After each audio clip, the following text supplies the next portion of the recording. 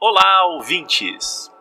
A narração a seguir é um trecho do romance Poderes das Trevas, a enigmática versão estendida do clássico Drácula, de Bram Stoker. Quem narra é o ator e poeta Adeilton Lima. O livro é um lançamento das editoras Sagarana, Sebo Clepsydra e Ex Machina, com tradução diretamente do sueco, feita por Luciano Dutra.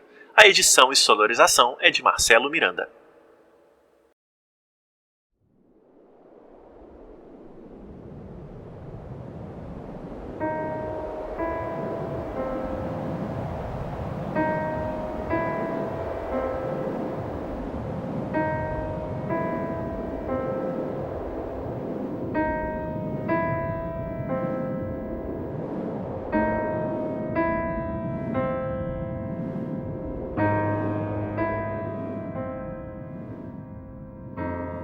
Alguns passos diante do altar, bem próximo aos degraus que levavam a ele, havia outro bloco de mármore preto, enorme e oblongo.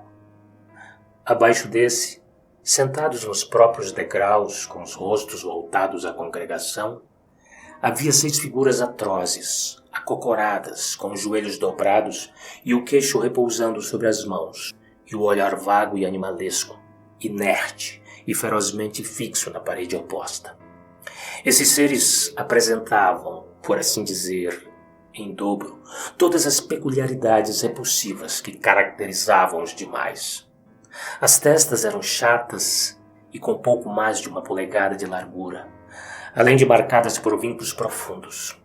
Os cabelos grossos, mas ralos e crinudos, cobriam suas cabeças grandes e deformadas, sustentadas pelo pescoço semelhante ao de um touro, e ombros desproporcionalmente largos.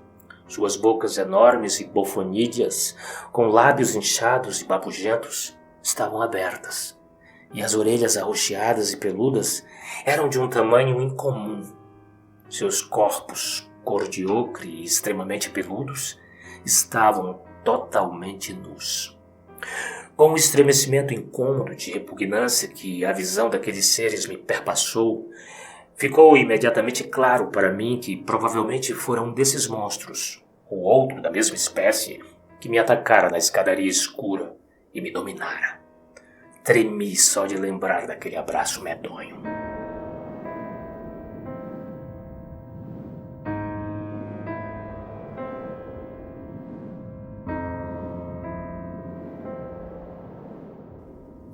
Acompanhando a direção de seus olhares petrificados e quase hipnotizados, percebi, na parede oposta ao altar, uma pintura enorme, grosseiramente executada, de uma natureza tão incrivelmente escandalosa e bruta, que não pretendo enxovalhar o papel descrevendo-a.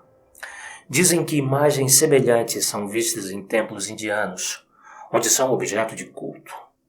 Quanto a mim, não me lembro de haver visto antes algo parecido.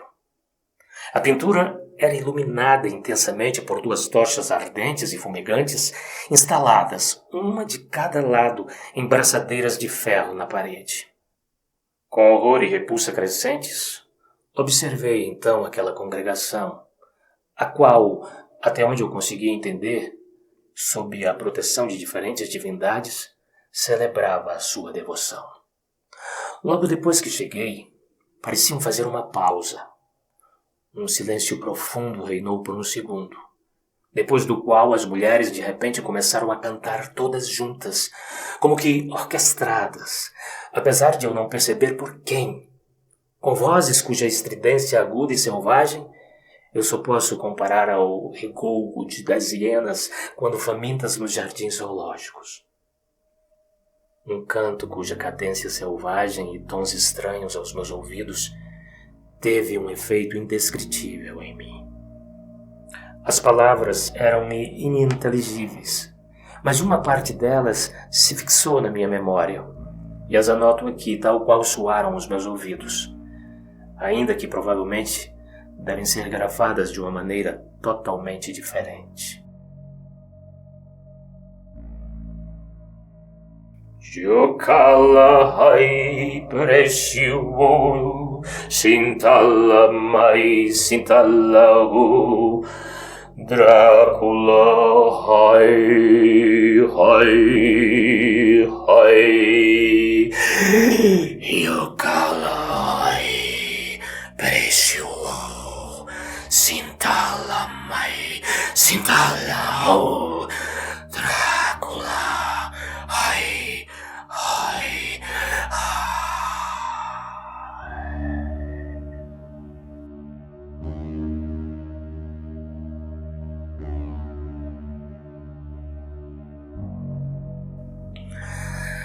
a melodia, se assim se pode dizer, com a qual essas palavras eram cantadas, também me pareceu lembrar mais o uivo de um animal selvagem do que alguma forma humana de composição. Quando as vozes agudas emitiram juntas os últimos ai, ai, ai, lançados com uma violência inacreditável. Devo ter indubitavelmente pensado no vagido de uma matilha faminta de cães-lobos. Um tremor gélido me trouxe a sensação que normalmente descrevemos de quando os cabelos se erguem na nossa cabeça.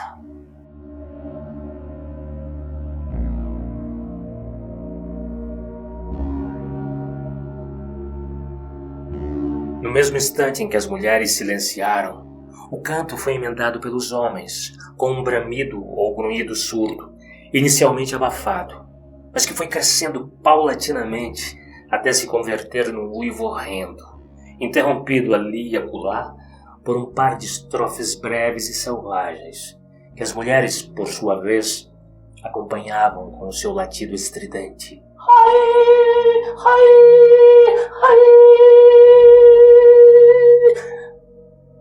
Até que o todo formava um verdadeiro coro infernal.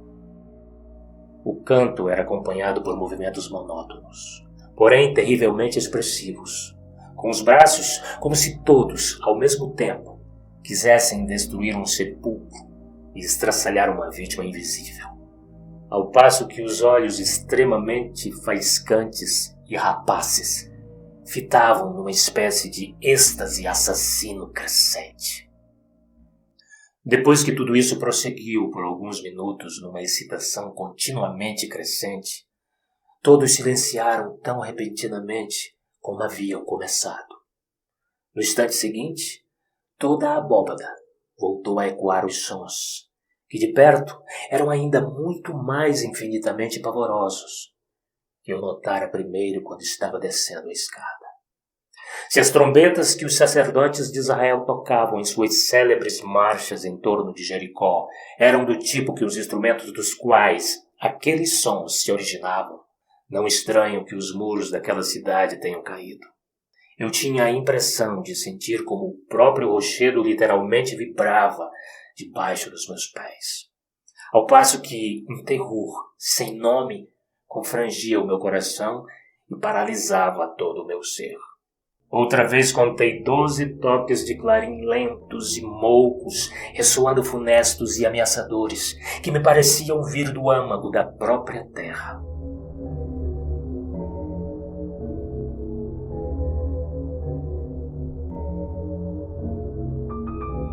Depois de me recompor minimamente do solavanco que as primeiras notas me causaram, notei, com um misto de pavor e curiosidade, que um novo ato daquele espetáculo estranho claramente estava para começar. Até então, homens e mulheres haviam formado 2 grupos, apenas separados por um corredor estreito, como nas antigas igrejas de província.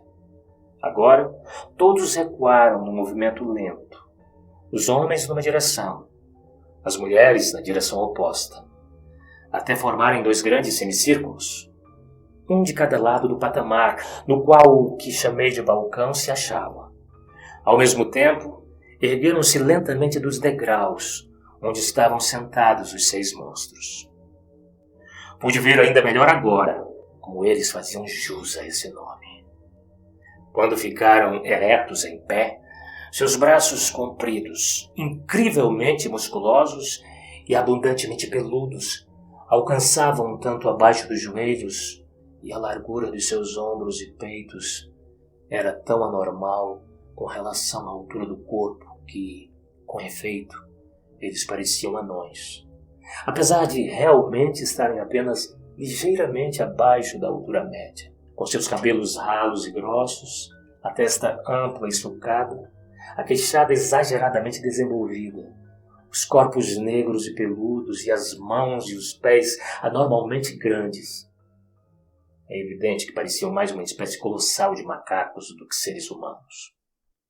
Enquanto os 12 toques lentos de clarim, chamou assim a falta de uma palavra melhor, ainda ressoavam na abóbada, eles permaneceram em pé, praticamente imóveis em seus lugares, ao mesmo tempo em que erguiam as mãos lentamente à altura de seus rostos, e com os dedos das mãos bem abertos, brincavam ou garatujavam no ar à sua frente de uma maneira que me causou um estremecimento, apesar de não saber dizer por que aquele movimento de fato me parecia tão horripilante.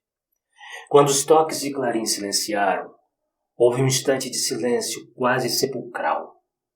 Então, um tambor, ou algo parecido, começou a soar augures.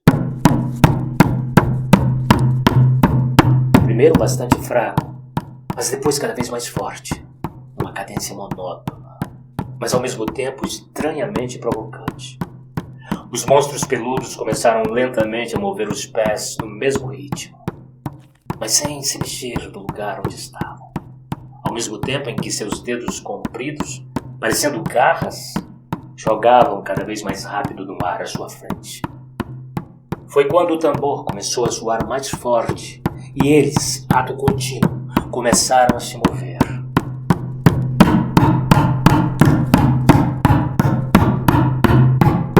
Três deles se viraram à direita, 3 à esquerda, com as costas encurvadas e os joelhos dobrados, as cabeças estendidas à frente e as mãos o tempo todo executando os mesmos movimentos, estranhamente trêmulos ou agônicos no ar à frente deles.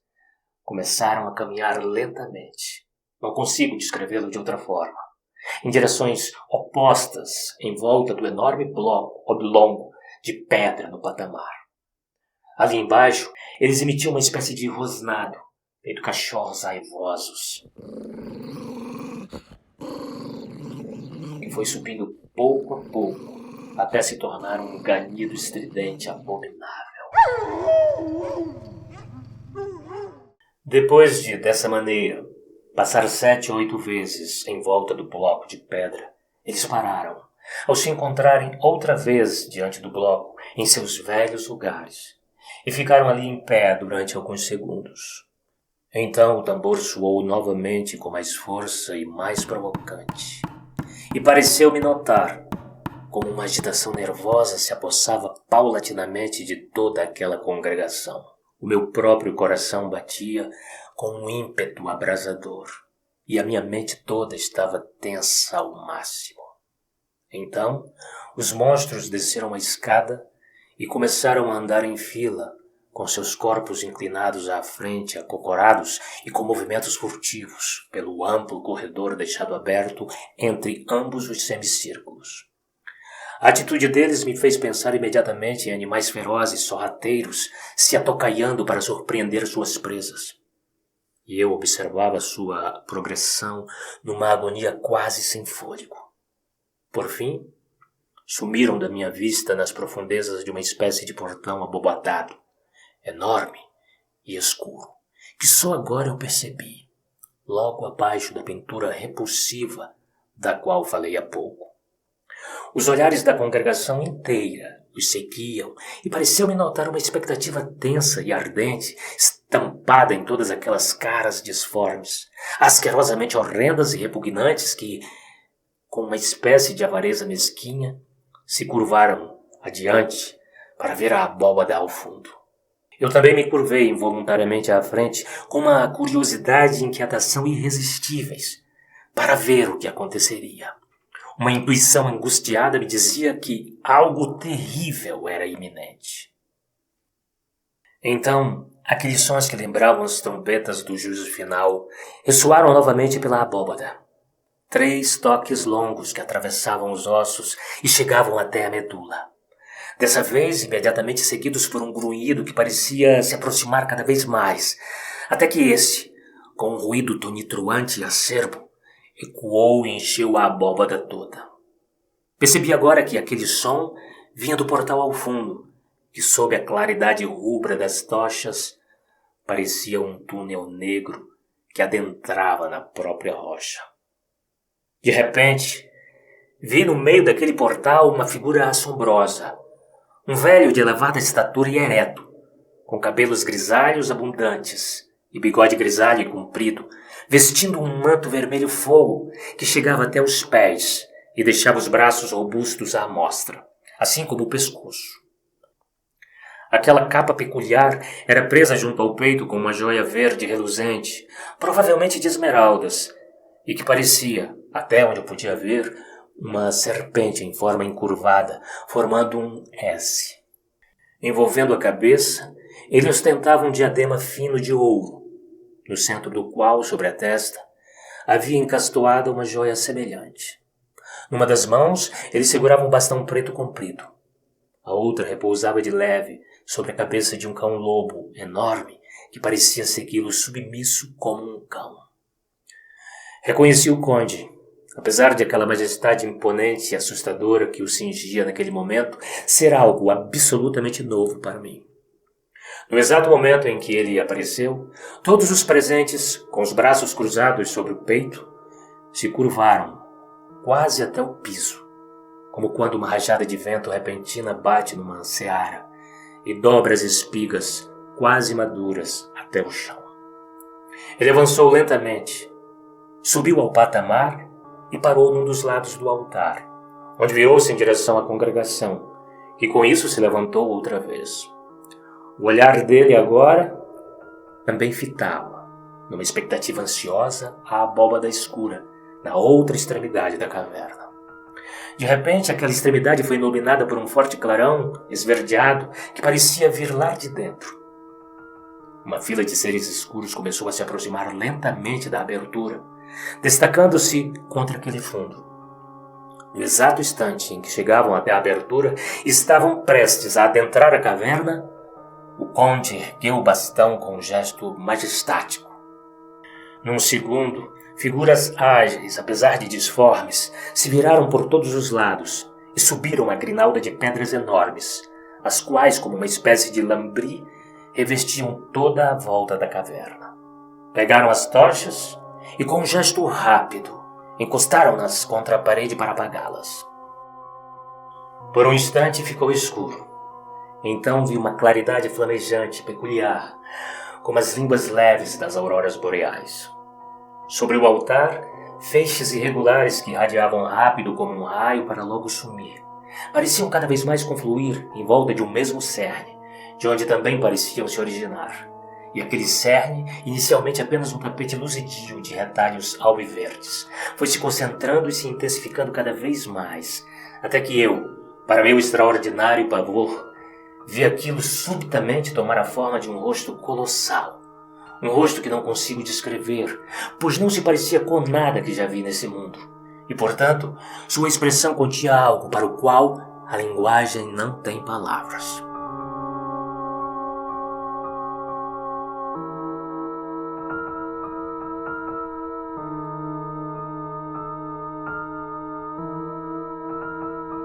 Pelo menos para mim é impossível atinar com alguma palavra capaz de traduzir realmente o que o tornava tão incrivelmente assustador que, como o célebre bardo disse de forma tão expressiva, minhas pernas langueceram e meu sangue se liquefez. Se eu dissesse que aquele rosto era meio humano, meio animalesco, e que ao mesmo tempo me parecia como se fosse o mal personificado, isso seria, em todo caso, apenas uma frase que nada esclarece. Quando muito, compartilhava os contornos externos com a imagem desenhada obtusamente e pintada cruamente que decorava a parede. Porém, aqueles mesmos contornos, assim como o rosto inteiro, pareciam se alternar e confundir-se de uma forma que lembrava os movimentos vacilantes, peculiares das imagens do cinematógrafo. E a grinalda de coriscos que o rosto emitia também cambiava de formas e cores na velocidade de um raio, como as auroras boreais e outros raios luminosos elétricos costumam fazer. Seu brilho era o tempo todo forte, o suficiente para iluminar a caverna inteira. Eu observava aquelas aparições prodigiosas e medonhas, tão absolutamente elevado e impressionado que, por alguns segundos, esqueci completamente de prestar atenção ao que ocorria naquele antro. Depois de voltar a me acalmar, o suficiente para olhar à minha volta, vi a congregação inteira de bruços e com o rosto no solo. Apenas o conde estava em pé e ereto, em seu lugar, com um bastão comprido o tempo todo estendido majestaticamente sobre aquela gente, rastejando na poeira. A percussão selvagem havia silenciado, e um silêncio realmente sepulcral reinou por alguns segundos. Quando o conde baixou o bastão, os tambores começaram a soar novamente com intensidade redobrada, com um som que lembrava o início e o fim de um trovão, violentas estridências e um murmúrio agonizante e sinistro como aquele. A congregação se ergueu rapidamente, e no instante seguinte, o canto que eu ouvira antes foi retomado com uma impetuosidade selvagem e fervorosa. Se as palavras eram exatamente as mesmas, não posso afirmar com certeza, mas reconheci o estribilho bravio, o latido estridente das mulheres, ai, ai, ai, e os grunhidos e mugidos animalescos dos homens. Depois de algum tempo, uma procissão singular partiu pelo corredor. Primeiro vinha um ser, e não sei como descrevê-lo de outra forma, pois não me parecia nem homem nem animal, ainda que fosse mais animalesco que humano. Um anão com pouco mais de 1 metro de altura e o corpo todo recoberto de pelos ou cerdas grossas cor de palha, apesar de, no mais, ter algumas formas quase que humanas.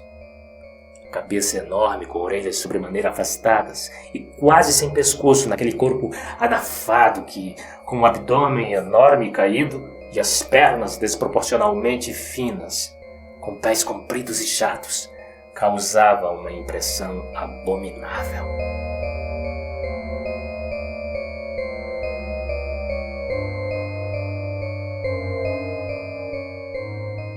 A cara, ou talvez fosse melhor dizer o focinho, pois a parte mais proeminente consistia de beiços enormes e roxos que faziam incessantemente estalidos ou sucções. Andava com os braços caídos e de um jeito trôpego e arrastado, parecendo no todo muito mais um bicho da família dos suídeos, cambaleando nas patas traseiras do que qualquer outra coisa com que eu pudesse compará-lo. Depois seguiam-se os 6 seres que eu vira antes, quase igualmente repulsivos, apesar de um pouco mais humanos. Andavam de 2 em 2 e, para o meu pavor indescritível, notei que cada par trazia em si uma mulher, claramente prisioneiras, pois tinham as mãos amarradas às costas. Todas as 3 estavam praticamente nuas, figuras jovens e soberbas, de formas exuberantes e rostos que, com toda certeza, seriam belos, se não estivessem desfigurados e alterados por um pavor que me parecia chegar à beira da loucura. Lívidas, elas olhavam ao redor, com um olhar errante e vidrado, desprovido de qualquer outra expressão, além de um pavor infinito. 2 delas eram morenas de tez parda e cabelos negros e grossos, desgrenhados, que pendiam confusamente sobre o peito e os ombros. Já a terceira era loira e de compleição um pouco mais delicada. Depois daquele grupo, seguiam diversos homens, não diferentes, de nenhuma forma digna de nota, em meio à enorme massa formada por aquela congregação. Os primeiros traziam tambores ou tímpanos de um feitio antigo e peculiar, os quais, com uma batida estranhamente mouca, que eu diria aterradora, lembrava o estrondo distante de um trovão antes de ribombar com tudo. Por último, vinham 4 homens com um aspecto e um físico completamente diferentes dos demais. Figuras possantes e incrivelmente altas e imponentes, com uma fisionomia destemida e selvagem. Olhos severos, sob uma floresta de pelos encarapinhados e pretos como o azeviche. Lembravam o conde e pareciam, da mesma forma que ele, conscientes de pertencer a uma estirpe superior. Seu traje consistia de uma espécie de casaco ou blusa que chegava até o joelho, de cor vermelho fogo, e presos à cintura por um cinto largo. Os braços e as pernas estavam nus. Cada um daqueles 4 homens tinha uma espécie de trompa ou clarim de cobre reluzente, quase do tamanho de uma pessoa. Aqueles eram os instrumentos que emitiram os sons horripilantes que eu ouvira anteriormente. A procissão inteira seguia lentamente na direção do altar, iluminado somente pela claridade estranhamente coruscante e por vezes flamejante, que provinha do rosto horripilante que ficava logo acima do altar. Ao alcançarem o patamar, detiveram-se. Os tocadores de tambor colocaram-se de ambos os lados dos degraus.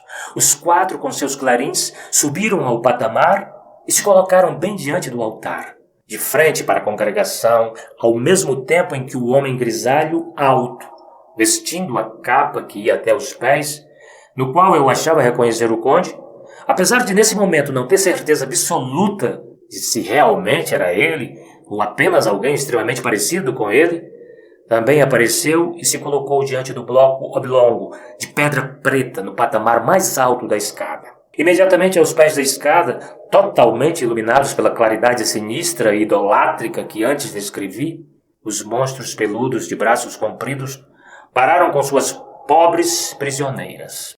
O ser atroz que encabeçava o cortejo chegou então ao altar propriamente dito e se agachou sobre os degraus, onde, com seu abdômen disforme, sua boca que parecia um focinho e seus braços compridos, se pôs de cócoras, como uma rã enorme. Quando todos estavam a postos, houve alguns instantes de silêncio. Um silêncio horripilante e sinistro, durante o qual senti o meu sangue gelar numa angústia crescente, quase insuportável. Então, o homem grisalho de capa vermelha virou-se em direção ao altar e pronunciou lenta e cerimoniosamente essas palavras. Yokala, Yokala, Yokala, Sintala, Sintala, Sintala, Drácula, Drácula, Drácula.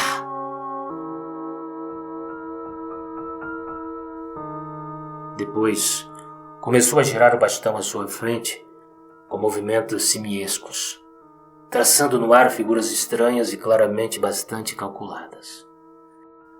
A cada um dos 3 nomes, se é que eram nomes mencionados por ele, o rosto horripilante mudava de cor e a claridade se transformava. Primeiro, alvicerúleo, depois verde fosco e, por último, vermelho fogo. Pareceu-me, mas talvez tenha sido apenas o efeito da minha fantasia, agitada e nervosa, como se o próprio rosto também trocasse de expressão ao som daquele esconjuro, passando pouco a pouco de uma crueldade fria e arrepiante a uma avidez ardente, selvagem, sôfrega, mudança que também, me pareceu, se refletia nos rostos de todos os presentes. Então, os homens altos vestidos de vermelho ergueram seus clarins de cobre e a abóbada trepidou mais uma vez àquele repique que atravessava os ossos e chegava até a medula. Dessa vez, porém, mesclavam-se ao som de um clamor humano estridente tão dilacerante e pavoroso em sua angústia que peço a Deus para nunca mais ter que ouvir algo parecido. As prisioneiras até então se mantinham totalmente passivas, até onde me parecia chegar a entender, absolutamente paralisadas e quase imbecilizadas, de um pavor demasiado imenso para atinar com sua expressão, seja na forma de palavras ou de gestos. Lívidas, elas olhavam ao redor com olhos vítreos e muito arregalados, sem esboçar qualquer tentativa de fuga ou resistência.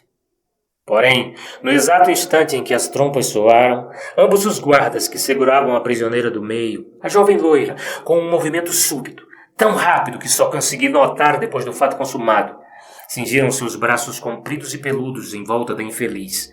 Ergueram-na.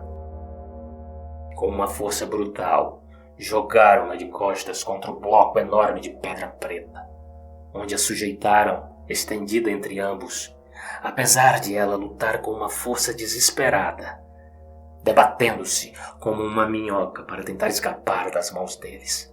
Uma visão horrenda e revoltante.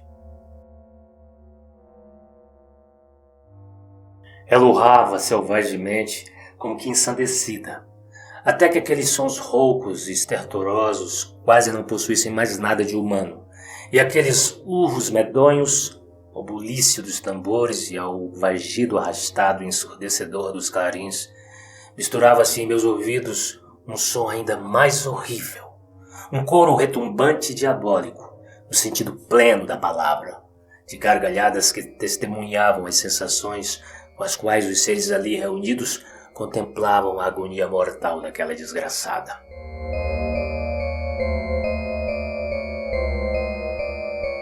Ao afastar o olhar por um instante do grupo atroz em frente ao altar, vi, apavorado, a expressão em todos aqueles rostos, todos aqueles olhares fitando sofregamente o mesmo lugar. O lugar onde o corpo nu e branco de uma mulher que se debatia em contrações espasmódicas debaixo das mãos daqueles carrascos diabólicos sobre a pedra preta. Fiquei sentado, como que paralisado, como que petrificado de um pavor e uma repulsa impossíveis de expressar com palavras. Pela primeira vez na minha vida, senti que o inferno não passa de uma fábula teológica, criada para assustar e compelir as almas débeis à obediência e à retidão. Eu acreditava entender que a natureza humana contém em seu âmago possibilidades terríveis, as quais, deixadas desenvolver-se à brida solta, botam no chinelo tudo aquilo que uma fantasia medieval seria capaz de fabular. Nesses seres, não há nada disso que normalmente denominamos humano. Tudo se desenrolou mais rapidamente do que sou capaz de anotar. Eu mal conseguia entender aquilo que acabo de descrever. E o segundo ato daquele espetáculo hediondo já começava. O homem grisalho, que olhava outra vez de frente à congregação, ergueu lenta e majestaticamente seu bastão. Os clarins e os tambores silenciaram. Como que espontaneamente, a prisioneira também parou de berrar, apesar de ainda se debater violentamente, como se sofresse contrações espasmódicas sob as mãos extremamente possantes que a sujeitavam.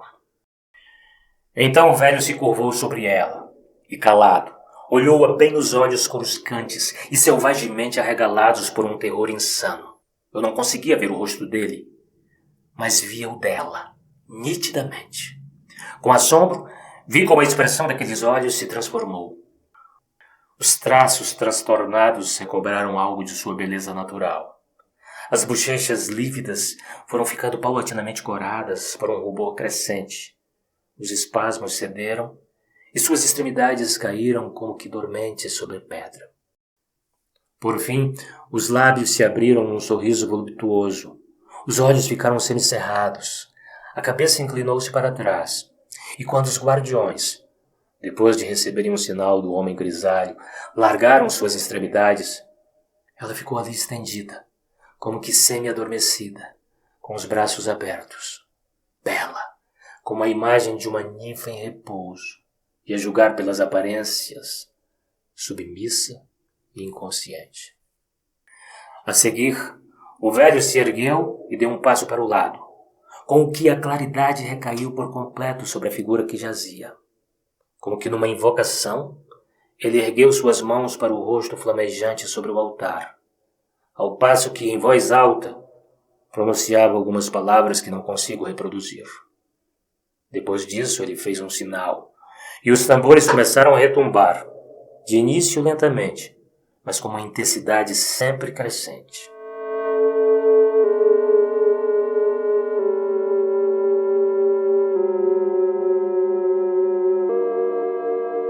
Ao ouvir aquele som, o ser repugnante que se achava ao pé do altar começou a mover-se lentamente. Seus braços compridos, recobertos de cabelos desgrenhados cor de palha, se estenderam. A cabeça disforme se ergueu, como que farejando. A boca enorme se abriu com um estalido, mostrando duas fileiras de dentes brancos e afiados e os olhos redondos ranídeos ganharam uma expressão tensa e exaltada, como a de um animal espreitando a presa. Com um rosnado peculiar e apoiando-se sobre as mãos, se arrastou lentamente um pouco pelo piso, mas depois começou a rastejar de quatro, como um gato armando a tocaia. De repente, ele disparou numa corrida e se lançou sobre a mulher que jazia sobre o bloco de pedra, envolvendo-a com seus braços simiescos, como se quisesse sufocá-la. Mal pude conter um grito de pavor que quis irromper dos meus lábios quando o vi cravar os dentes no pescoço dela e sugá-lo, como uma ventosa com seus lábios grossos e entumecidos, como uma sanguessuga se agarrando numa ferida. O que eu já vira devia ter me preparado para algo horrível. Porém, o que via agora superava em muito tudo o que eu era capaz de imaginar ou sonhar. Com efeito, mal tenho ânimo para descrever isso aqui.